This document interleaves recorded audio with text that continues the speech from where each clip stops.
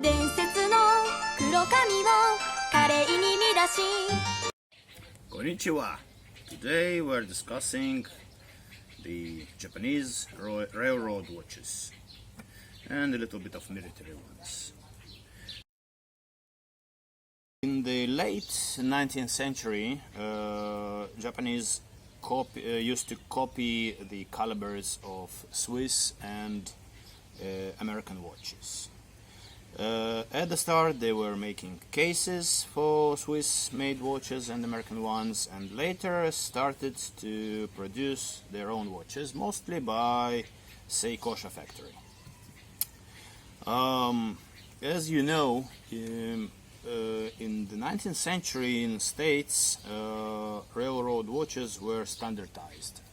That happened because of a lot of accidents happening with the trains, because of lack of standardized precision timekeeping.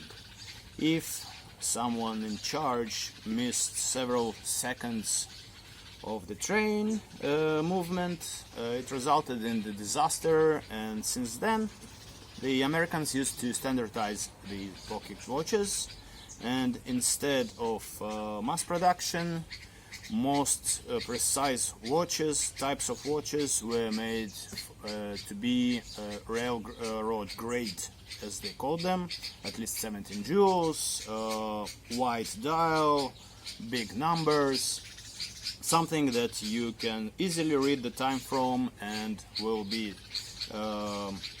really precise and safe to use. Since then, some of them went to Japan and made their way to Japan and were copied at first and produced later. Seiko factory was chosen to be the official Japanese National Roads (JNR) company. What I mean by that is that the railroad watches, which started in 1929, were actually quite big, had a bright dial, Arabic indices, and a slightly more jewel count than a standard watch which was available to the whole public. The common practice was to keep the railroad watch on such a wire with knots on it, and to put it inside the train or to use it outside the train to keep secure timekeeping for train schedules and when to depart, when to arrive, and which time to move the train. We have a perfect site for that, 9+. I will put the link down later, and it shows most of the railroad watches, which unfortunately I don't have because some of them are very hard to find, even in Japan right now. The regular watches, the railroad watches, were were bigger and had a little bit different build. So, starting from before the Second World War, the movements were quite nicely decorated. The movement itself consisted of 7 jewels. Later jewels were added, and the back of the movement always carried some kind of indices. This, let's say, says the 32nd cart of train 5515, and this is from branch, let's say Akira or something like that, of railroads. I have another one, 22nd cart of train 2246, and later the war came and the movements became less decorated. They were used because of the lack of personnel and the lack of materials. They were used simpler movements, and but they stayed 7 joules at least. A little bit later, we come to the movement 91 watch, railroad watch, and the movement is almost the same as in Seiko Precision. And please take a look. Seiko made their way to Seiko in after the war watches. The Seiko factory changed its name. So here in Seiko or Seiko Movement 91, we have already a less antique crown, more than one, and their movement is already something modern. It says Seiko 91 RW and has 15 joules, if you can see. And the movement is much preciser than it was before. So, of course, they also have the second setting and diaflex. Diaflex means that the spring is made of a diaflex material and less breakable.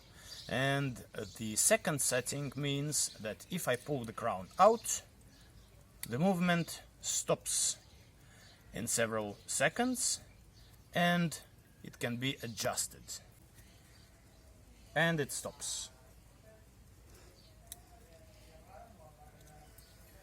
Next, in about 1970s, railroad watches needed to be upgraded, and first this type of watch came out, carrying inside a wristwatch mechanism. It's 61 RW. It has 6100 movement, which is also used in 61 series of wristwatches. It's smaller in size, but it is a little bit more precise. And if you can see, the small second has gone to the center and became a center second. In 80s, before the quartz movements, another watch came out, 63 series. It looks almost the same, but it is a little bit even more precise. And later the quartz took over, and the quartz movements are 7550. This is the most common and a watch that you can actually find for a bargain price on auctions. And it was produced in huge amounts and was available to public.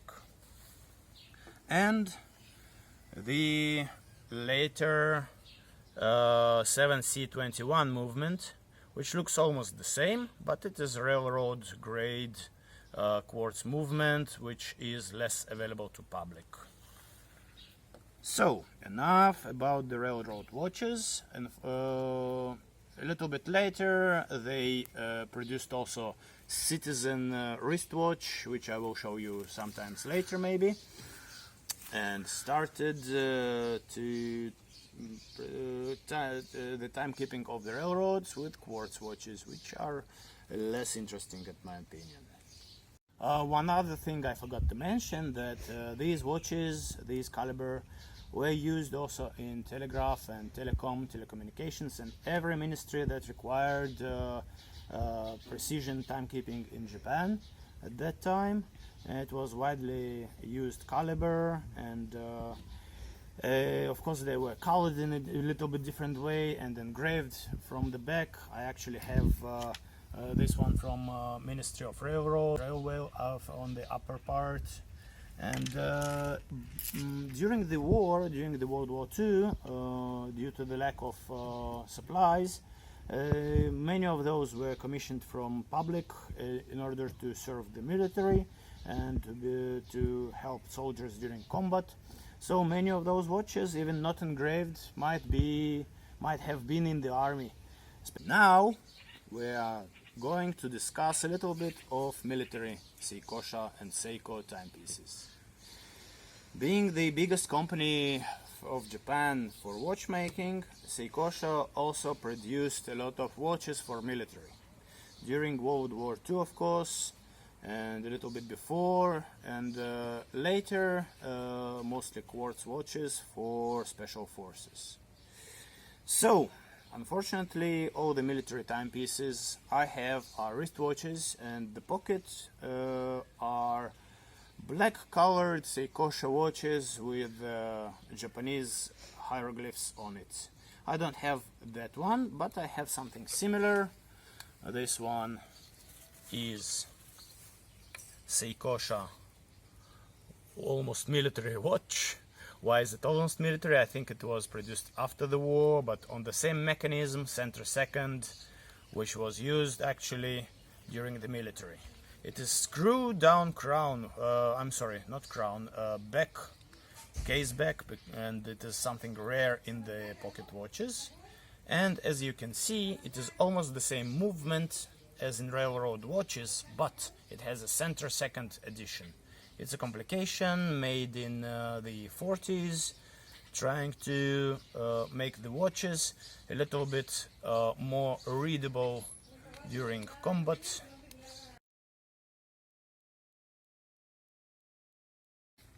Commonly used military timepieces during World War II and World War I used radium hands and black dials. The dials were made black in order not to be seen by enemy soldiers from far and not to reflect the light, and the radium hands and dials, like in this watch, this is JSTP Doxa military watch, were made to be seen in the dark, to glow in the dark.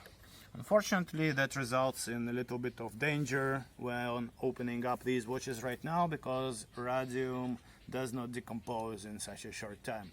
So I think I have a little bit of radium dust inside my house.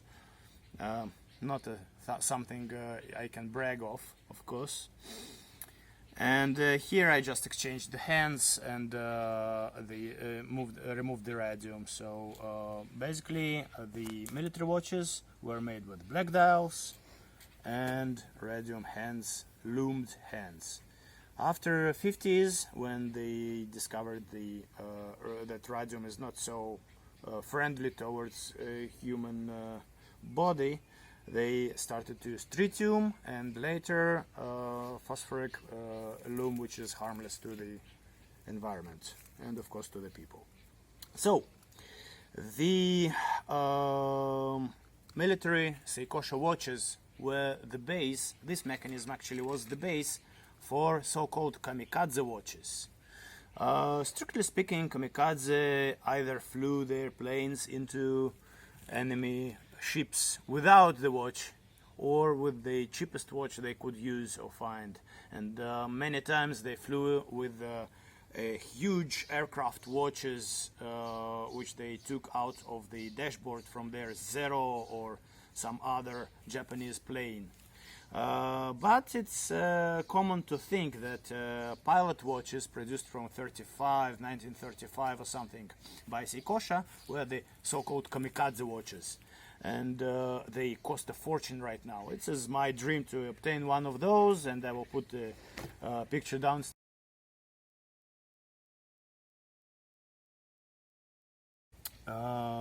They were used by pilots as Laco watches and observer Beobachter-Uhr by Germans in the Second World War, and other pilot watches. So you could just put them on the wrist and fly a plane with them, with a huge crown. You could adjust it with your glove zone, stuff like that.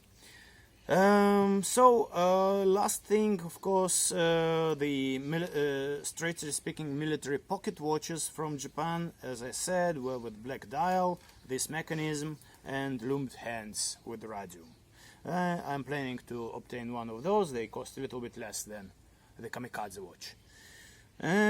So enough for today, I'd say. Thank you very much for watching my blogs. Hopefully next time we meet for another topic. So Thank you very much, and arigato gozaimasu.